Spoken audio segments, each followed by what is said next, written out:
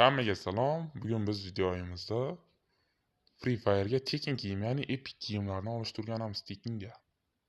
Buni bitta ilova yordamida olishimiz mumkin. Birinchi bo'lib FF Play Marketga kiramiz va Play Market qidiruv bo'lividan FF Skin Tool deb qidiramiz. Birinchida chiqqan ilova, o'shanga kiramiz. Men bu ilovani o'rnatib olganman, sizlar o'rnatib olasizlar. Bu yerda ikkita bo'lim chiqadi, Max va FFni o'zi. FFni o'zi bo'lsa, FFdan kiramiz. Bu yerdan kiyim bo'limini tanlab, o'zimizga yoqqan kiyim tanlaymiz. Men mana bu kiyimni tanladim va uni downloading, ya'ni o'rnatishni bosdim.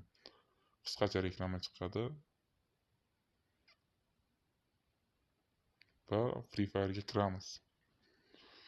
Free Fire'da o'sha personajni tanlashimiz kerak bo'ladi, ya'ni Krios personajini. Kiyimimiz o'shanda ko'rinadi. Faqat o'zimizga ko'rinadi, boshqalarga oddiy kiyim bo'lib ko'rinadi.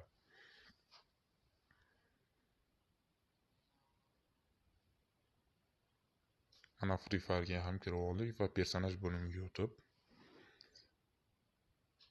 o'sha personajni tanlaymiz. Mana men buni bugun o'rnatdim, hozir o'rnatdim videoda. Oldin o'rnatgan kiyimlarim.